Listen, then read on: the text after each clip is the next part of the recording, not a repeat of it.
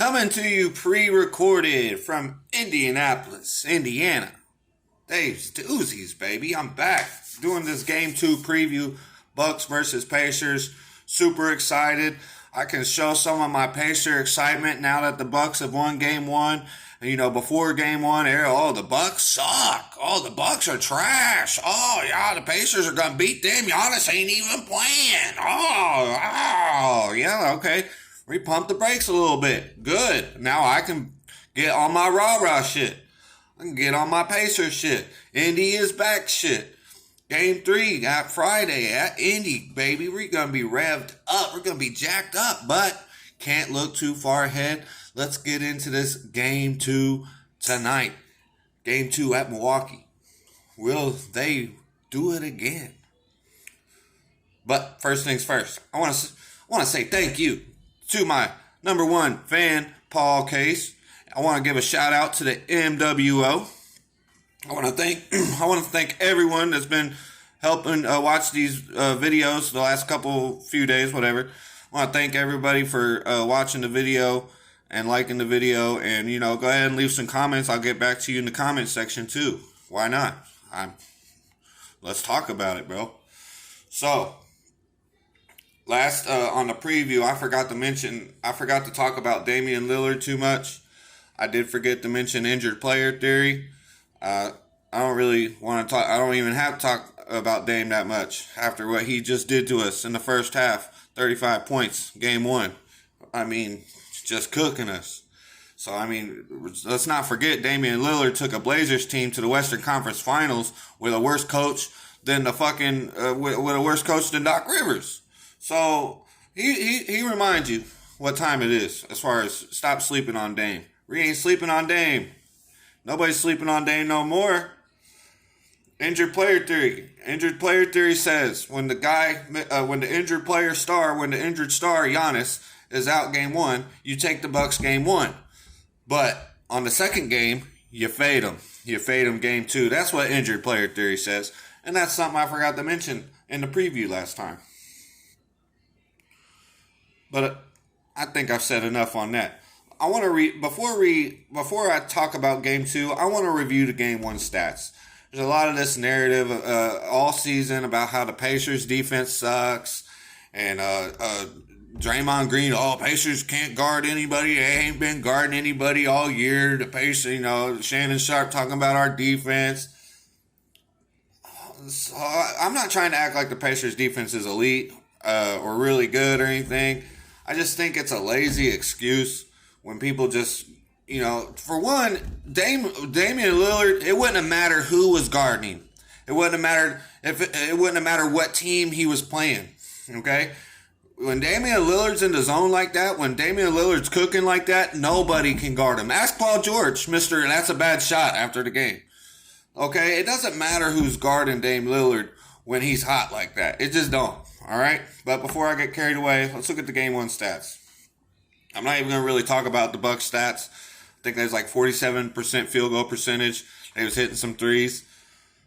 Game 1 stats for the Pacers, they was 39.6% from field goal percentage, 20% from three-point. We had 8 more free throws than the Bucks, but we shot 66%. We had 3 more total rebounds than the Bucks. That was mainly offensive rebounds because we had 9 more offensive rebounds than them. We held the Bucks to 14 points in the third quarter. 40 in the second half. We held the Bucks to 40 points in the second half. We held them to only 14 points in the third quarter. That was after giving up 69 in the first half. I get it. The Bucks were taking out blah blah. You can say what you want. You can cut it how you want. They only scored 109 points on the game. That's not even a lot of points. Okay. The Detroit Pistons averaged 109 points on the fucking season. All right. Let's not go acting like they dropped 150 on us. Okay. The Pacers look like they got punched in the face. Dame Lillard was cooking, and the team wasn't making any fucking shots. All right, we just wasn't making our shots. It wasn't so much bad defense. Dame Lillard would have did that to anybody. Period. You can't tell me nothing different. I know Dame Lillard. He would have did that to anybody. Pacers shot like shit. If we can hit our shots, if the Pacers can hit shots and hold the Bucks to 109 points again, come on, we talking about a different story. They want to talk about how bad the Pacers defense is. It's kind of like when the Colts had Peyton Manning, and and sometimes the Peyton Manning's pass defense, was known to be really trash or give up a lot of passing yards. Well, there's more to it than the story. You got to think the Colts defense was built like that, where the Colts defense knows that they're going to be up 14-0 more times than that. You got Peyton Manning, like to think you're playing with the lead a lot.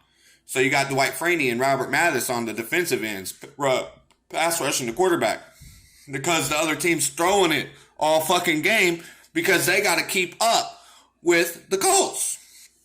All right, so you got to put context into this shit. All right, if the Pacers shoot 47% with the Bucks, they're gonna be having 109 or more points as well. 109 points ain't a lot in the NBA. It just ain't. Ask the Detroit Pistons. Let's see what else we got here. Siakam and Lillard. Okay, so Pascal Siakam and Damian Lillard both went off for 35-36 last game. So you start to assume one of them, if not both of them, is going to come down to 30-25, have a little regression, maybe. Who knows with Damian Lillard? Damian Lillard's the type of player, like when he was cooking in the first half, I'm like, I've seen Damian Lillard drop 60 before. It's fuck around and be that kind of night. Especially when you're an older player, it's hard to replicate that. You know what I mean? I mean, everybody is in awe of what LeBron James is doing because his consistency level at that age and just consistently. So we haven't seen this from Damian Lillard consistently this season, but that's not to say he can't. That's not to say he won't. You know what I'm saying? My assumptions for Game 2, I said all that to kind of just lead us into Game 2. My assumptions for Game 2, I'd like to think the Pacers shoot a little better. I mean, just a little bit. Can we get it up over 40%? I mean, I don't want us to get punched in the mouth in the first half. You know, let's just try to keep it competitive. Win, lose, or draw. I want to see a competitive game. I want to see more than just grit in the third quarter. I want to see grit the whole game. I'd like to think Halliburton's going to get more than 6-7 shots. I said that after Game 1. So, who's our role players that's going to step up? Aaron Nesmith, can you show up? Miles Turner, can you hit some shots? Andrew Nembhard, I get it.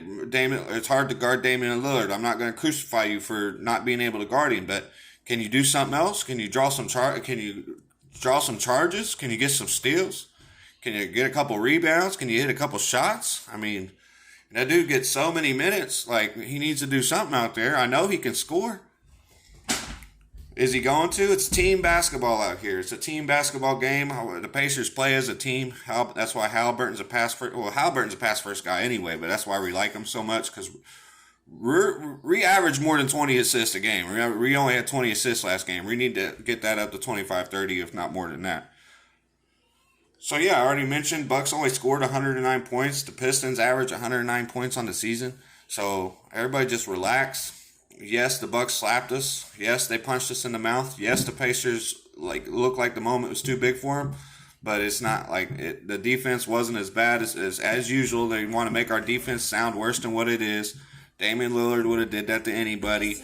We need to play the same kind of defense we was playing in the second half throughout the game in this game. So let's just make it competitive and close. You know what I mean? I want us to show why we're really excited about the Pacers this season. And we can't do that giving up 69 points in the first half and only scoring 40. So we got some experience at Game 1. Hey, welcome to the playoffs, baby. Let's go. Hey, it's a 7-game series. I'm excited. Can't wait. Thanks for watching. Like the video. Hit subscribe. Comment. Fuck it. I'll holler at you guys later.